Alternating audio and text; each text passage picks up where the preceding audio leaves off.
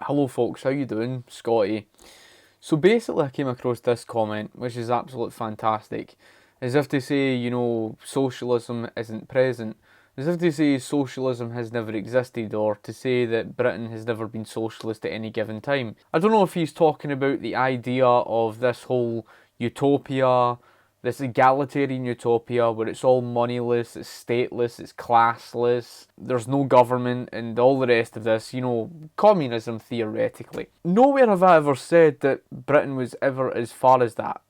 Nowhere have I ever stated that Britain was ever anything like what socialism is theoretically. What people like this fail to comprehend is the fact you have theory and you have practice. You have what you have on paper and you have what you put into practice. Just because I write the book called The Theories of How Pigs Can Fly does not mean to say that it's going to turn out that way in practice. Now, there are many reasons why the theory of socialism is so far outside the bounds of human reality, of human nature, of just everything, of why it doesn't work. Part of the reason why socialism fails miserably is because it's faced with the economic calculation problem. It tries to control prices. The whole thing about this idea of workers' control over the means of production, it wouldn't matter. It wouldn't matter whether you argue for that, or whether you talk about state ownership of the means of production, which is socialism in practice. It doesn't matter. Because at the end of the day, you're still faced with the economic calculation problem. There is no way in a month of Sundays that even if socialism accepted prices, there's no way they would accept high-driven prices in the market. They just don't. They don't accept it. In fact, their idea of high prices in the market somehow means greed. Somehow means, exploitation. Yes, there has been socialism present. Yes, there's been capitalism present. No one would say that we live under a socialist economy. In other words, full-blown socialism, which basically is communism, by the way. But no one would argue that. And regardless of whether you want to talk about socialism theoretically, being moneyless and stateless, yeah, we've never lived under that. Things are all down to a question of scale. It's all a question of how capitalist your economy is to how socialist it is, and how you can tell that is how capitalist it is determined largely down to basically how free your economy is from government. And on this scale, when you talk about government regulations, government controls, yes, they are socialist, because capitalism is the market regulating itself. In other words, to give a prime example, capitalism is about the market determining interest rates through the laws of supply and demand. And when we look at recorded history between 1945 to 1979, for anyone to say that Britain wasn't strongly socialist is beyond belief. Considering the very fact that Britain's government had strongly nationalised British industry, all of our transportation was nationalised, radio and television was nationalised, so much was nationalised across our entire economy. There was barely a private sector left. And that in itself is problematic, that I will of course explain further, perhaps in a later video.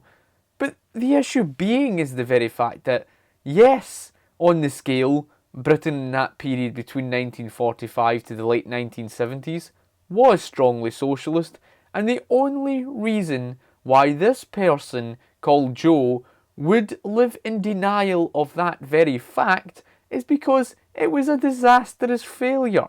It was a piss poor failure.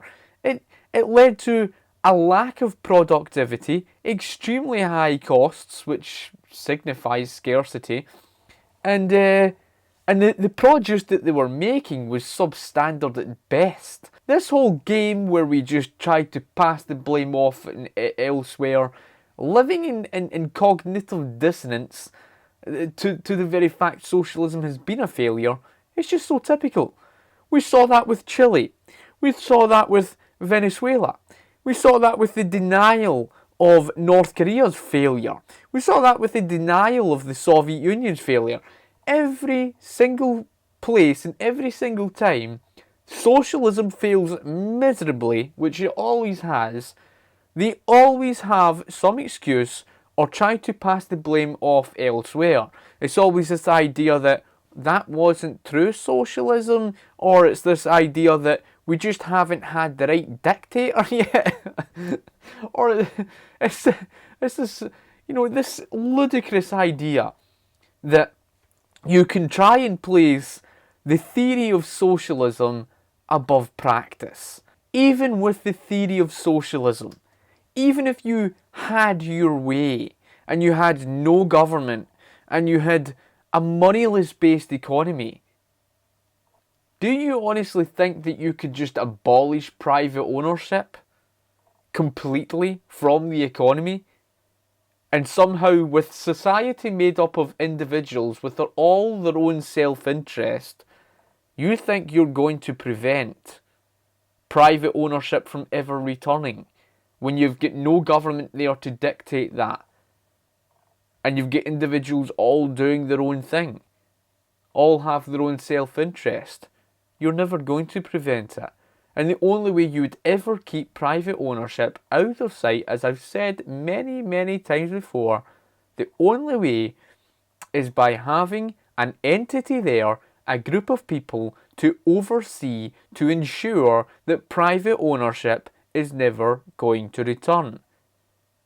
Now that, by definition, means to govern. If you don't understand that, then by Christ, we seriously need to have a look at the education system. So yes, when we judge the NHS, we judge it on socialism. That's what it is. That's what universal healthcare, is. It's provided via an income tax that's forced out of individuals' hands, where they're forced to pay collectively into a universal system. To say that that is somehow anti-socialist is incomprehensible. Are you then going to live in denial? Because this is the sad thing. Are you then seriously going to live in denial? Are you going to live in denial the fact that socialism's goal is to create the new man? Are you going to deny that? Because this is what it all boils down to. When you don't like the fact that, socialism under the state failed miserably, you then try to redefine socialism around something entirely different from what actually socialism means. And I've said before, the word socialism, it is another word for collectivism. To socialise healthcare is to centralise healthcare. That's what it means, to collectivise it. Just like if you socialise medicine, you're centralising it. When you socialise farming, in other words agriculture, you are centralising it. In other words, you're collectivising it into a group. That's what it means with socialism. That's the entire meaning of the word socialism gives that away.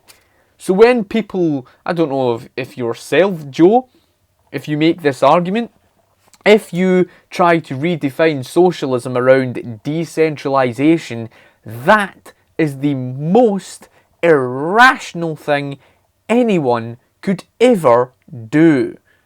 And the reason it's so irrational is because the very meaning of socialism is centralism. It's another word for centralism. You can't say, I support socialism to socialise healthcare or socialise farming, and then say, I support decentralisation. It's like, that's an oxymoron.